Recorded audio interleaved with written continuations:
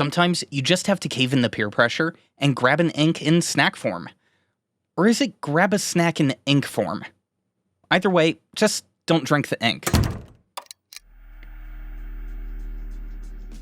It's never a good sign when I have to start a review from the end and work my way back to the intro. But here we are, and that's what I had to do for this review. Before you cut away to another video though, the disclaimer here is that my reluctance is purely subjective. You may like this ink, and everything you see in this review may be up your alley. And let's be honest, this is a good ink from Monteverde, but at this point, I'm pretty sure that I've become an ink snob when it comes to blue inks, and teal falls into the blue family. This ink is teal, so by proxy, it has an uphill battle to win me over. Let's start off with the good though. Monteverde at least gets the packaging right. I like things that are easy to stack, and this fits that bill. The outer packaging is a nice gray and blue affair with the rest of their dessert inks listed on this side and over here on the opposite panel. On the top and on the front, we've got the ink subline name of Sweet Life in a generic formal font, with some artwork of iced cookies on the front. I don't know about you, but these look a lot like those sugar cookies that you can get in the Walmart bakery that are nothing but trouble for your calorie count, and, if I'm being honest, kind of taste like chalk. The cookie, that is, not the icing itself.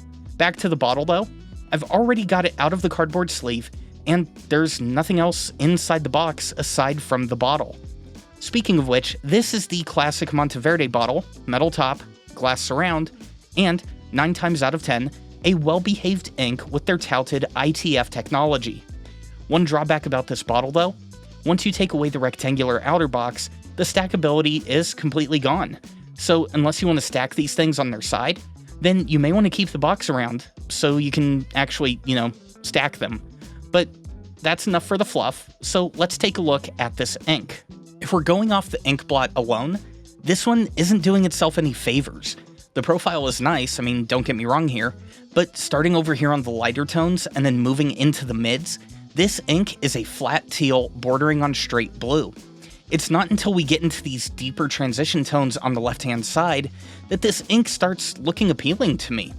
You'll see it later in the writing sample, but the saving grace for this ink is that, at least out of a broad nib, it spends most of its time in these deeper blue teals before fading over into the transitions. And that's really all there is to say on this ink blot. If you can get a lot of ink on the page, I think this one has potential. But aside from that, it just comes off too flat for my liking. Let's move on to the dry time though. This one is one of those inks where the dry time is universally slow. On Rhodia, we are dry at just over 20 seconds with this weird anomaly between 10 and 15 seconds. I say anomaly, but this was pretty consistent across 5 different dry time samples, and over on Tomoe, it is a slightly better result, but not by much. It's still just over 20 seconds, with each of the 6 tests performed showing the 1-second swipe being shorter than the 5-second swipe, and a quick drop-off from 15 to 20 seconds. And that brings us to the water sample.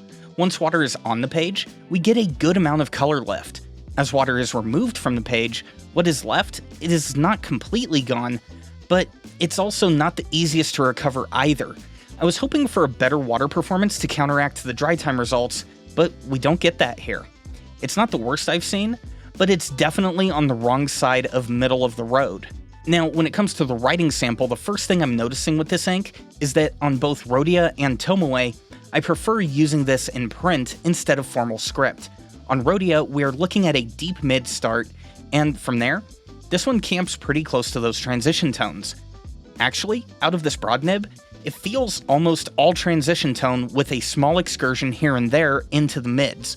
Formal script gives us a bit more dynamic range, with print just diving headfirst into those deeper hues. One side effect of the slower dry time is that you do get an interesting look at the ink pulling on the paper while writing. This should be more visible over here on Tomoe.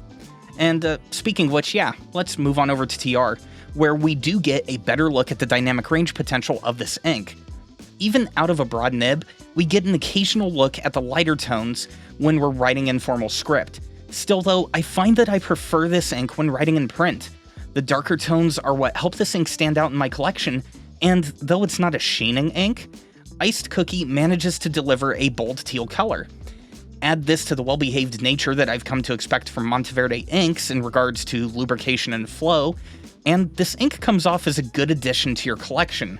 Maybe not the best, but it could still be a good workhorse, as long as you keep it away from water and you are okay with a 20-second dry time. And that does it for our look at Monteverde Iced Cookie. If you found this review helpful, hit that thumbs up, get subscribed, and I'll see you in the next one.